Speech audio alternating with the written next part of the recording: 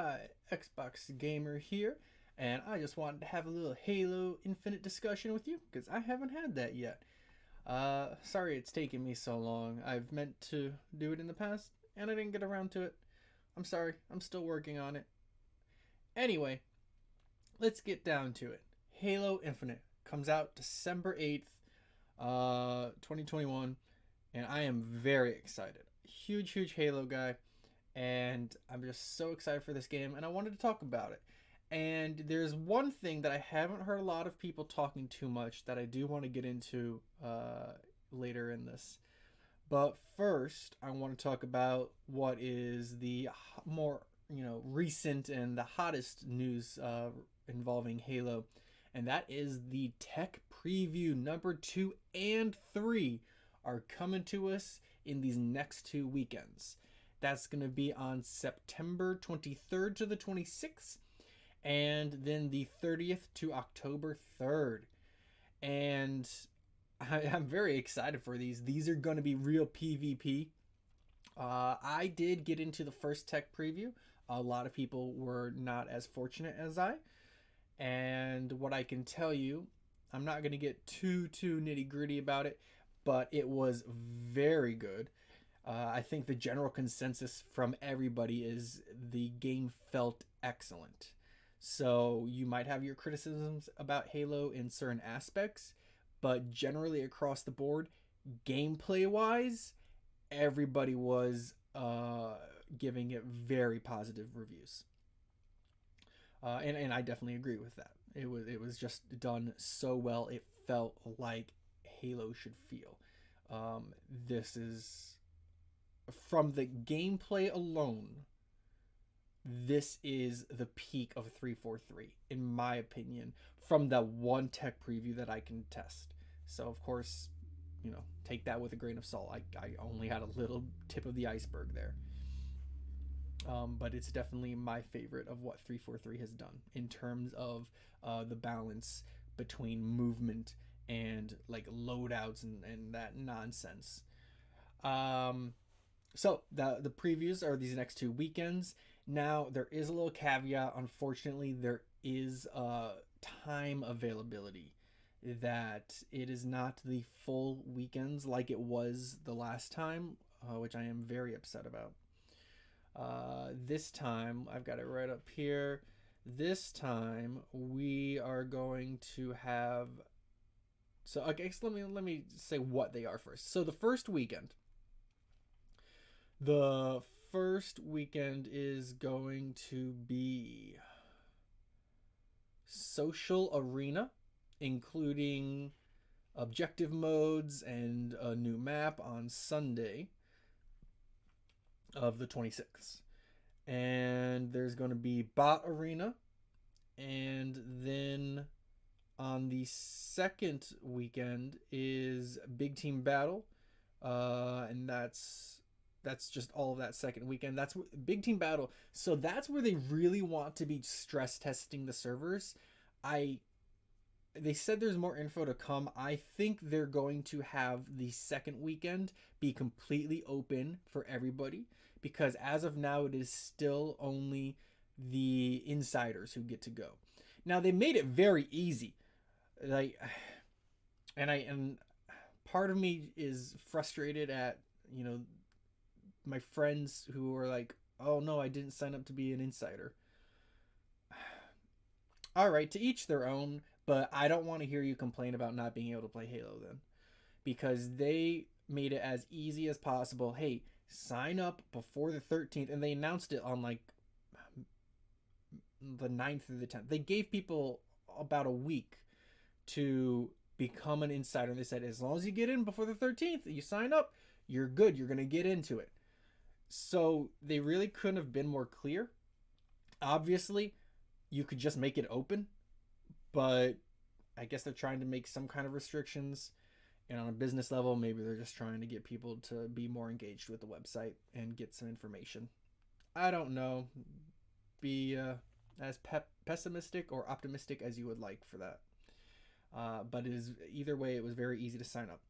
Anyway, I think the second weekend will be just completely open, because again they're just trying to stress test it, because what Halo needs, and we'll get into some of the bumps that we are going to be running into and have run into and know about already. We'll get into that later, but Halo needs a nice clean launch. I don't want to get too far off topic, but I'm hearing not great things from the Call of Duty beta. I have not personally played it. I do not have any interest in the Call of Duty Vanguard game. And it felt, from what I've heard, the complaints are more like they're fixable. I'm not trying to bash Call of Duty. They're fixable. But maybe, and it's Sledgehammer. I don't think they have.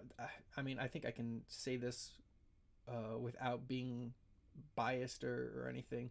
Sledgehammer is the weakest of the three Call of Duty developers, and nothing against them. I'm sure the work they do is amazing.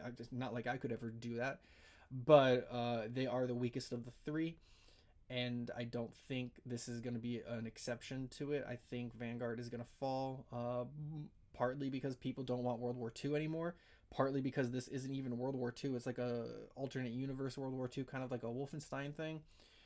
I think it's going to fall because it's got a larger competition this year, and that's really not even on Sledgehammer at all, but it's got a larger competition this year than ever.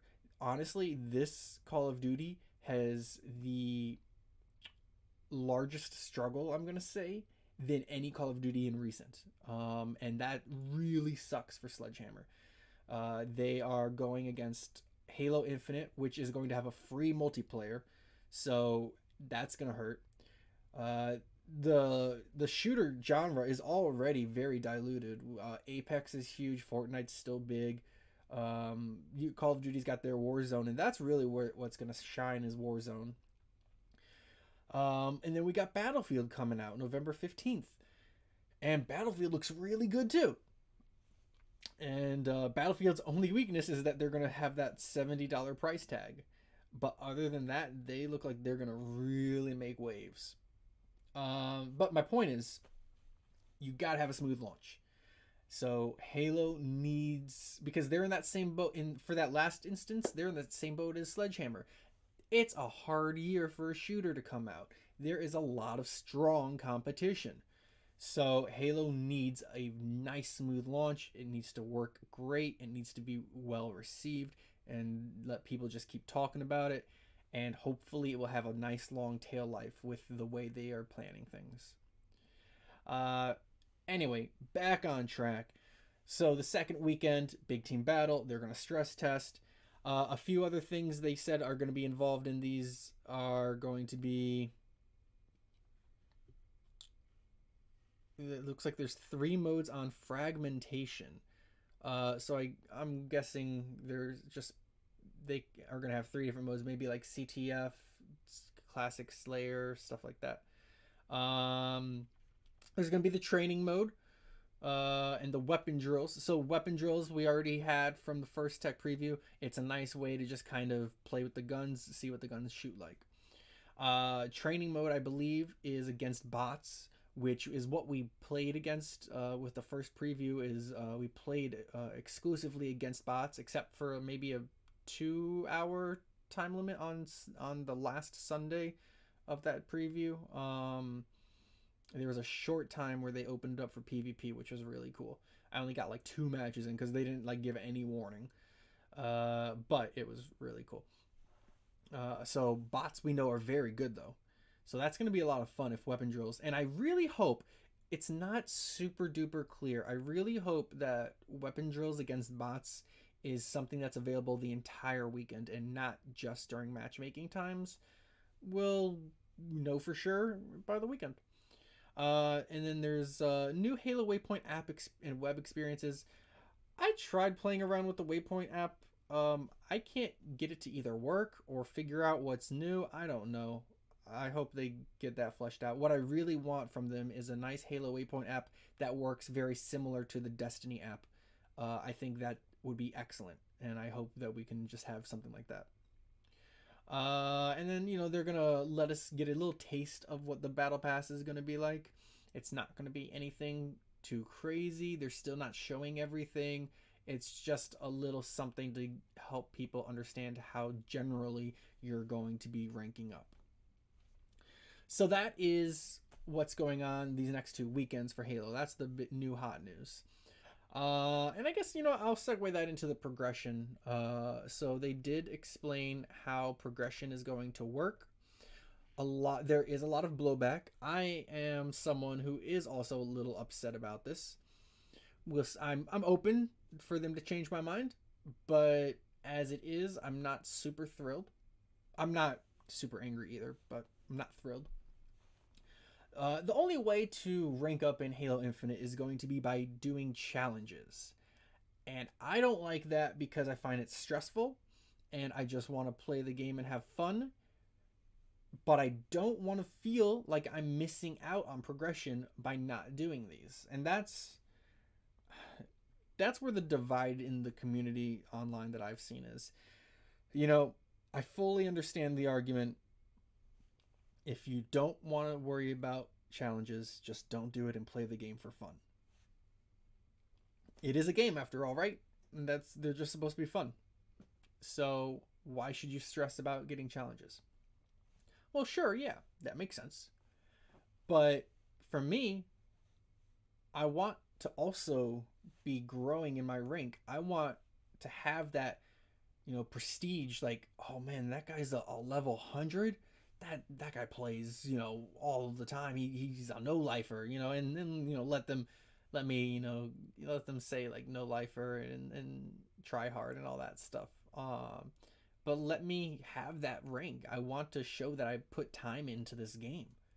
And you can have that rank skewed. Like, I don't care if in order for me to get level 100 is twice as long as someone who does challenges to get to level 100. But let me get to level 100 my way. So we'll see how they do it. But I would like just general progression. Just add a fraction of what the bonuses and stuff would be if you do challenges, but give me some kind of progression for just playing. I just want to have fun, play. And if I feel like doing a challenge, cool, I'll do a challenge. Knowing me, I'm probably going to try to do challenges, but at the same time, it will be stressful. I don't like the way Destiny does it. I don't like that, you got to go to the tower and grab all these challenges, and then you got to try to do them and redeem them and all that stuff. It's more work, and if I forget about it, then I'm going to be like, oh crap, I forgot to do this, and I'm going to feel a little bad. And it's just upsetting. But they did come out with, and by the way, I'm reading all this off of one of their newer articles, the September Inside Infinite article found on Halo Waypoint. So you're welcome to read all this yourself. All the ways you will be able to earn or acquire customization content in Halo Infinite at launch. So, quick disclaimer there. This is what their plans are as of now. Things can always change, and they're just trying to be transparent with us. And I think they're doing a pretty good job in this respect. So, we've got weekly ultimate rewards. So they have like daily and weekly challenges. You can earn stuff that way. They have a seasonal battle pass, which is going to be, and if I'm not mistaken, the season they plan for about 3 months is a season. Because, and I'll get to that later, but they talked about how co-op has been delayed and they expect it to launch in season 2, which is about 3 months later. So, a seasonal battle pass with both free and premium tracks. Very much the same as any battle pass you see in any game. You can spend the $10 and get the premium content, or you can not spend any money and you still get some stuff, just not the really cool stuff. There are fracture events, such as I'm gonna butcher this, Yoroi. That is basically the samurai armor that everyone saw at E3, and everyone was very excited for the samurai armor, and so that is going to be a fracture event. If I'm not mistaken, they said earlier in this page that that is what they call a special timed event. Oh, that's another thing I want to express real quick. And I really love that Halo Infinite's doing this, and I hope other games follow suit. Their battle passes, the seasonal battle passes, do not expire. Like I said, they last for about 3 months until the next season goes. But you can always backtrack and buy if you don't play Halo for the first year of its life, but then you finally get into it. But you see, oh, season one had this really cool armor that I would like to get. You can then buy the season pass for season one and earn it that way. So I really love that you don't have the stress of time on those. However, there are going to be some times where it looks like you will have a little time stress, which we'll see how it goes. Luckily, it's not as grueling, I'll say, in terms of the grind. So, a season pass has 100 levels. A specialty timed pass, which I believe is the Fracture event, that has 20 levels. And the way this works is they said about 1 week a month. So let's say about 3 weeks for you will have the opportunity to get your level from 1 to 20 in the Fracture event. And that's how you earn what seems to be the really, really cool armor, like the samurai armor and like the really premium stuff. And they did say that was free. We'll see how this goes. But it's interesting. We'll see how it goes. I like that they're shaking up the way season passes are done, just in general. I like that they're shaking it up. There are special or seasonal events, i.e. a special nameplate commemorating a real world event, earning a unicorn nameplate during 343 playdate, etc. Okay, so that's something like we've had a lot of games will do stuff like this. Let's say some horrible event happens, like a hurricane. Let's say a hurricane happens.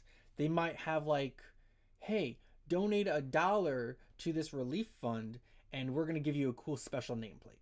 They might do something like that. Those things are timed. That's just the way that works. Those are gonna be probably only for a month or whatever. And a 343 playdate. So obviously that's gonna be if you manage to play with 343 on this random day, you're gonna be able to get some cool helmet that's gonna be very pristine. I'm not a huge fan of those because those are just hard to get. Let's see, partnership and promotional items. Okay, yeah. So their example is Mega Constructs codes or Rockstar Energy drinks. Sure, we've seen that plenty of times before. If you're gonna get these double XP bonuses, or maybe a special Rockstar themed skin paint job, or special colors or whatever for buying these items. That happens. It's business. That's just on the promotional side. It's usually never anything too crazy, but yeah, I don't know what their limits are, but so that's one way that you can earn customization. Skill ranks, just leveling up, achieving skill ranking season, get unique cosmetic items. Game Pass Ultimate perks, of course. They're going to have some ultimate perks. Game Pass is amazing. If you don't have Game Pass, I strongly encourage you get it because it's really, really cool. We have in-game store purchases. So I would like more clarification on that. I don't know if that means I'm going to have to buy this helmet for $10, or if that in-game store purchase is part. The fact that it's not being part of like the battle pass or anything makes me think it is going to be a separate thing. So we'll see how that goes. Again, I'm not saying I am absolutely all in love with everything 343 is doing in terms of this. I am open to seeing how I like it, because I don't have an opinion on it yet, because we got to see how it gets implemented. And then Halo Infinite campaign. Some unique multiplayer cosmetics are rewarded to various accomplishments within the campaign. We've seen that before. If you do legendary solo, maybe you get a gold visor. So we've seen that before. It's cool stuff. I like to get it, and I definitely will be. That is all the ways to acquire Infinite, and I guess I'll segue that one into my discussion about the campaign. This is where there's a lot of blowback. A lot of people are upset, and I would say rightfully so, but I'm still not super upset. But I absolutely feel people are right to be. And that is the announcement that co-op campaign and Forge mode have been delayed in Halo Infinite. To be absolutely clear, the campaign story mode is fully playable at launch solo by yourself. The only thing that's delayed is the co-op aspect of it, playing with other players, whether locally or online. So offline still is a no-go, online is still a no-go for about 3 months is what they said. I find this very upsetting, but understandable enough. You just can't downplay COVID. It's ridiculous. You have to make it your job in order to fully understand the real effect that COVID has had. And even then, there's things that you don't think about that COVID has messed up that you would never in a million years think it would be an issue. But it is. Life has changed dramatically. We've got to play catch up. We've got to adapt. It's that simple. And this is the first time they're doing an open, or at least semi-open, but pretty much open world single player or story campaign, not necessarily single player for long term. So there's new issues that come up that they haven't had to deal with before. For example, how far away can your co-op partner be? How far away can they go? If they're doing one mission and you're doing another, what if both of those missions involve a cutscene? How does that play out? How is this going to ruin it for someone else? So you got to look at a lot of options. So I imagine, and that's just the tip of the iceberg, I'm sure. But it's understandable that there are a lot of issues. Now, and Forge mode has been delayed about 6 months. They said about 2 seasons for that. For me, and I believe a lot of people, that is a lot less important than co-op campaign. However, Forge is still a very big deal. I'm not trying to downplay no Forge. But for me, that was a long-term thing anyway. So the co-op, that'll be delayed. It is what it is. I wanted to say, yeah, let's get into that. I want to talk about something I don't think enough people are talking about, and I think it's going to be a bit of a wake-up call for people. And whether or not this is perceived well, we'll find out. But I think it's one of the bigger risks that 343 is taking, and I don't think it's getting the attention yet, because it definitely will cause blowback. But maybe when it happens, people will be like, oh, you know what? That was pretty cool. So, put your tinfoil hats on. Here's my conspiracy theory. And it's not really a conspiracy theory. This is just what I think they're going to do. And I think it, at least I think it is definitely in the realm of possibility. I think it makes a lot of sense. And they might have even kind of hinted at it in the past that I don't remember. But the campaign, it's called Halo Infinite. We know Xbox is all about games as services. This campaign isn't going to be a full campaign at launch. And what I mean by that is not that it's unfinished. It's going to be unfinished by design. It is, I think we're going to be fighting that faction of the Banished. The one brute chieftain that we saw in that amazing monologue that gives me chills every time, and I'm gonna do it real quick. So it's that brute general guy, and his name is Esheram. I think I pronounced that right. And he's talking to Master Chief, and he's like, what does he say? It's like, bare your fangs, Spartan.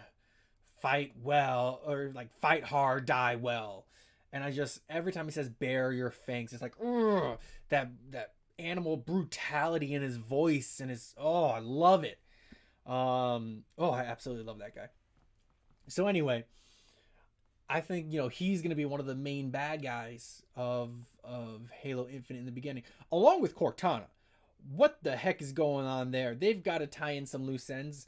I would not be surprised if they because they haven't really touched on Cortana at all in any promotional stuff. I wouldn't be surprised if they don't do too much with Cortana in Infinite, because I feel like they dug themselves into a hole that they don't want to be in, because of the way things went with 4 and 5. I'll just leave it at that. Mostly 5.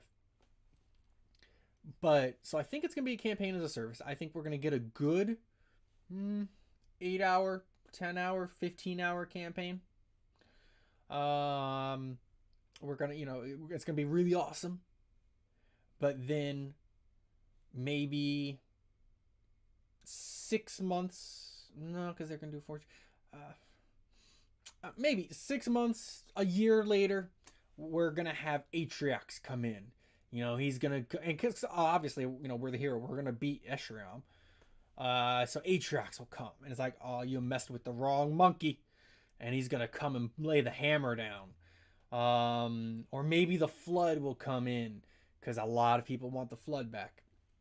And the way Halo 2 did it, with, I think it was called Awakening the Nightmare, where they had a Flood story expansion in Halo Wars 2.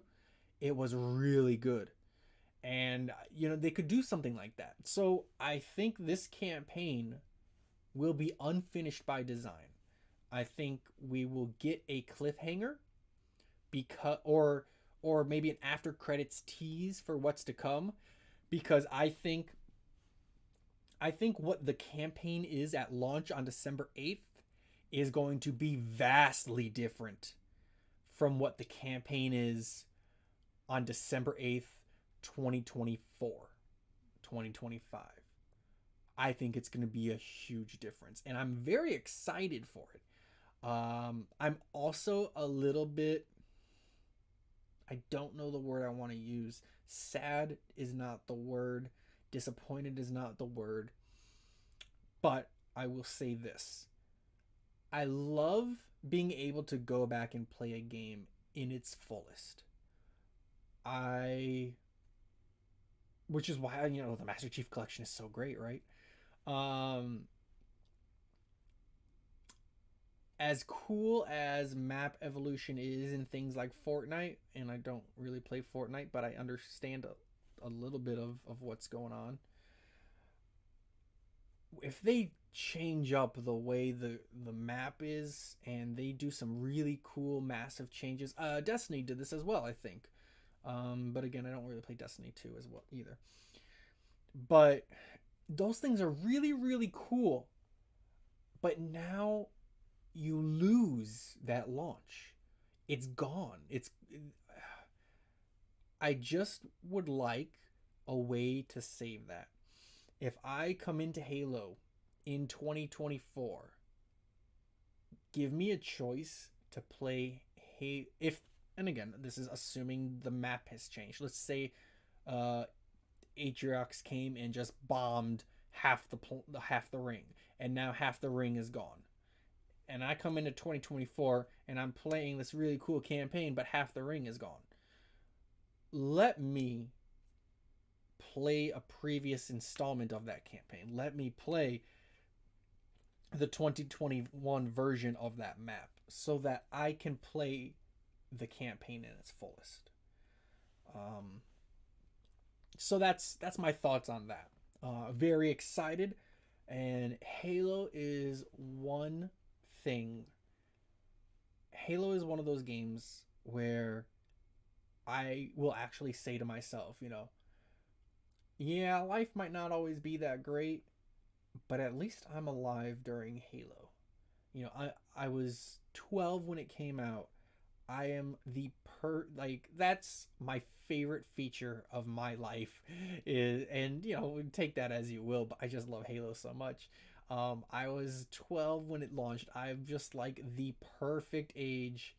Um and here I am at 32 and Halo Infinite's coming out, and this game has been such a massive part of my life. And so I'm just very, very excited. Um but let's move on. I think I only have one last thing I wanted to talk about, and that is the multiplayer being considered lore. I'm not a fan of this. However, I am excited for those little seasonal stories, if you will. When you're playing Halo multiplayer, at least ever since 343 took it, I don't know about Bungie, but at least ever since 343 took over, they've always kind of had an underlying saying of the multiplayer is actually in the lore of Halo. All our multiplayer matches are taking place on the giant Infinity ship, which is this huge spaceship, and all of multiplayer is just simulations in that ship for these Spartans. And that's the lore. Okay, cool. That makes enough sense to me. I've accepted that. But when you start getting into the crazy kind of cosmetics that we're going to be getting into, it kind of takes me out of the lore mentality, because Spartans, in my opinion, should have a certain level of demeanor. They are these military guys. That's why when Halo, I think it was 5, pretty sure, yeah, it was 5. If you remember, the Halo 5 beta had like these little intros of your Spartans, and they would be like, for lack of a better word, very like thuggish and like yeah, what? You want some? It's just like very in your face and trash talky. And it felt like a little like you're a 12-year-old kid online. Um which in one respect was fun. It was cool. I would love to have my little emote, and that's another thing you can just throw in the season passes is let me earn these cool different kinds of emotes where I can do these cool taunts to people, have cool stances and whatnot. That's cool on a multiplayer level. But if you want to tell me that this is lore, who are the and I'm sorry, I don't know military well enough. Who are the generals and commanders letting these soldiers behave like this on an in an official like manner of military? Like, you are in military training. You do not trash talk. You do not act like a fool like that when you're in these combat drills, right? And again, I'm not military, but it didn't feel like it fit in the lore, especially if you're a Spartan, where you're the top of the top. So, with that being said, I'm very excited for all the cool cosmetics we're gonna get, and let it be really crazy. I'm okay with that. But in my opinion, I absolutely am separating the multiplayer from the lore. I am probably not going to consider that lore because, well, I mean, you can't. if they say it's lore, right? You can't pick and choose. So I guess a better way to say that is I'm gonna allow I'm there's a word I'm looking for and I'm blanking on it. I'm gonna separate myself from the lore when I'm playing multiplayer. I'm going to suspend that disbelief, and I'm going to accept that they look silly and maybe act silly, as long as those little seasonal stories are still cool.